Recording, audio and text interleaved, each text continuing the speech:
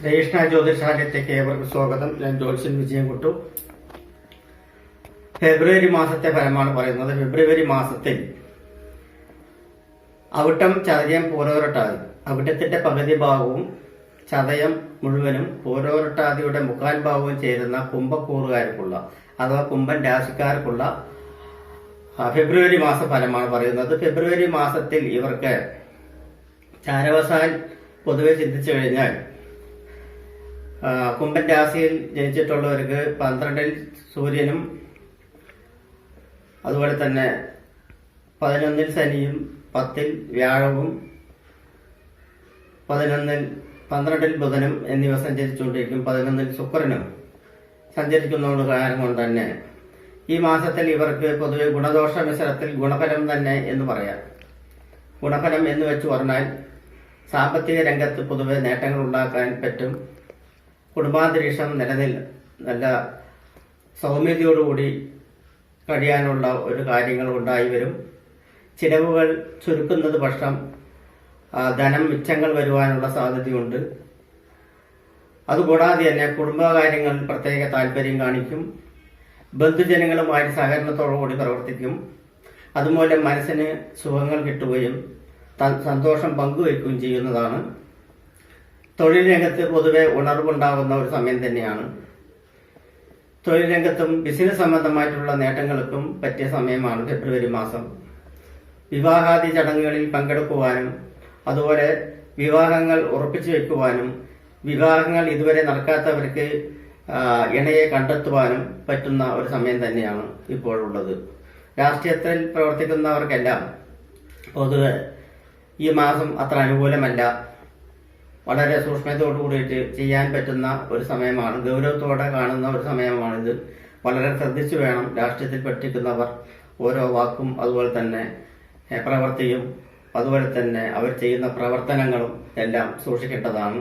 പിന്നെ വാഹന സംബന്ധമായിട്ട് ജോലി ചെയ്യുന്നവർക്കെല്ലാം വളരെ ഗുണഫലപരമായിട്ടുള്ള ഇതാണ് കാണുന്നത്. പുതിയ വാഹനം വാങ്ങിക്കുവാനെല്ലാം പറ്റിയ ഒരു സമയം തന്നെയാണ് ഇപ്പോൾ ഉള്ളത്. ഭവന നിർമ്മാണം പുരോഗമിക്കും. ഭവന നിർമ്മാണത്തിന്റെ പ്രാരംഭഘട്ടങ്ങൾ തുടങ്ങിവെക്കും എന്നിവയും ഈ മാസത്തിൽ ഇവർക്ക് കാണുന്നുണ്ട്. സിനിമാ രംഗത്ത് പ്രവർത്തിക്കുന്നവർക്കാകട്ടെ ഈ മാസം വലിയൊരു ഗുണഫലമായിട്ടുള്ള ഒരു ഫലം തന്നെ വരാൻ പോവുകയാണ്. സിനിമാ ബന്ധത്തിൽ ഏർപ്പെട്ടിരിക്കുന്ന എല്ലാവർക്കും, പൊതുവെ കലാകാരന്മാർക്കും ആക്ടേഴ്സുമാർക്കും അതുപോലെ തന്നെ അതിന്റെ അണിയർ പ്രവർത്തകർക്കും സംവിധായകർക്കും എല്ലാം കലാപ്രവർത്തനമായിട്ടുള്ള എല്ലാവർക്കും ഈ മാസം വളരെ ഗുണഫലപരമായിട്ടാണ് കാണുന്നത്. അപ്രത്യക്ഷമായിട്ടുള്ള ധനലാഭം ഇവർക്ക് വരികയും അപ്രത്യക്ഷമായിട്ടുള്ള നേട്ടങ്ങൾ കൈവരിക്കുവാനും ചെയ്യുകയും പറ്റുന്ന ഒരു മാസമാണ് ഈ ഫെബ്രുവരി മാസം എന്ന് തന്നെ പറയാം. അതുകൂടാതെ തന്നെ പ്രത്യേകിച്ച് പറയുകയാണെങ്കിൽ ഗവൺമെന്റ് തലങ്ങളിൽ പ്രവർത്തിക്കുന്ന അവർക്കെല്ലാം സ്ഥാനഭ്രംശം അല്ലെങ്കിൽ ഉദ്ദിഷ്ട സ്ഥലത്തേക്ക് സ്ഥാനമാറ്റം എന്നിവ ഈ ഫെബ്രുവരി മാസത്തിൽ നടക്കുന്നതാണ്. അതുപോലെ തന്നെ വിദേശത്തിൽ ജോലി അന്വേഷിക്കുന്നവർക്ക് ഈ ഫെബ്രുവരി മാസം ഏകദേശം 15-ാം തീയതിക്ക് ശേഷം അനുകൂല അവസ്ഥ വരികയും നാട്ടിലേക്ക് തിരിച്ചു വരുവാനായിട്ട്, വിദേശത്തിൽ നിന്ന് നാട്ടിലേക്ക് തിരിച്ചു വരുവാനായിട്ടുള്ളവർക്കെല്ലാം ഈ ഫെബ്രുവരി മാസം 15-നകം ശരിയാവുകയും ചെയ്യുന്നതാണ്. ദൂരദേശ യാത്ര ചെയ്യുന്നവർക്കെല്ലാം ഈ മാസം വളരെ ഗുണഫലമാണ്. പുണ്യസ്ഥലങ്ങൾ സന്ദർശിക്കുവാനുള്ള ഇടയുണ്ട്. അതുപോലെ തന്നെ അപ്രതീക്ഷിതമായിട്ടുള്ള പലരുടെയും കൂടിക്കാഴ്ചകൾ മൂലം നേട്ടം കൈവരിക്കുവാനുള്ള സാധ്യതയുണ്ട്. ഭാഗ്യം പൊതുവെ ഇവർക്ക് തെളിഞ്ഞു കാണുന്നുണ്ട്. ദൈവാധീനവും പൊതുവെ തെളിഞ്ഞു കാണുന്നുണ്ട്.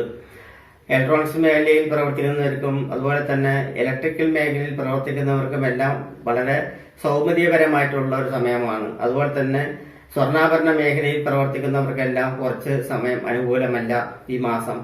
അപ്പോൾ അത് ഒരു സാമ്പത്തിക ഒരു പ്രതിഘട്ടവും അതുപോലെ തന്നെ സാമ്പത്തിക പ്രതിബന്ധവും പറഞ്ഞുകൊണ്ട് ഞാൻ പോയ മാസങ്ങളിൽ പറഞ്ഞു തന്നെ സ്വർണ്ണാഭരണങ്ങൾക്ക് വില കൂടുവാനുള്ള സാധ്യത, സ്വർണ്ണത്തിന് ഇപ്പോൾ വില കൂടിക്കൊണ്ടിരിക്കുകയാണ്. കഴിഞ്ഞ മാസം പറഞ്ഞിട്ടുണ്ടായിരുന്നു സ്വർണ്ണാഭരണങ്ങൾക്ക് വില കൂടാനുള്ള സാധ്യതയുണ്ട് എന്നുള്ളത്. ഇപ്പോഴും അത് തുടർന്നുകൊണ്ടിരിക്കുകയാണ്. അതുമൂലം അത് സാമ്പത്തിക പ്രതിസന്ധി സ്വർണ്ണ മേഖലയിൽ കാണും. എന്നിരുന്നാലും മിതമായിട്ടുള്ള ഒരു ബിസിനസ് നടത്തുവാൻ ഒരു കുറച്ച് ബുദ്ധിമുട്ട് തന്നെ ഈ ഫെബ്രുവരി മാസത്തിൽ കണ്ടു. ഫെബ്രുവരി മാസം ഫുള്ളായി കഴിഞ്ഞു പറഞ്ഞാൽ പിന്നീട് അവിടുന്ന് സ്വർണ്ണവില കുറച്ച് താഴോട്ട് വരുവാനുള്ള സാധ്യതയും കാണുന്നുണ്ട്. പൊതുവെ പറയുകയാണെങ്കിൽ കുംഭമാസത്തിൽ കുംഭക്കൂറിൽ ജനിച്ചവർക്ക് ഈ പ്രാവശ്യം വളരെ ഗുണഫലപരമാണ്. ഇവർക്ക് ചെയ്യാൻ പറ്റുന്ന പരിഹാരങ്ങൾ ഇപ്പോൾ ചെയ്യേണ്ടത് മഹാവിഷ്ണു ക്ഷേത്രത്തിൽ മഹാവിഷ്ണു ക്ഷേത്രത്തിൽ വിളക്കുമാല പായസം എന്നിവ പായസം എന്നിവ നടത്തുകയും അതുപോലെ തന്നെ ഗുരുവായൂർ ദർശനം നടത്തുന്നത് വളരെ ഉചിതപരമായി കാണുന്നുണ്ട്.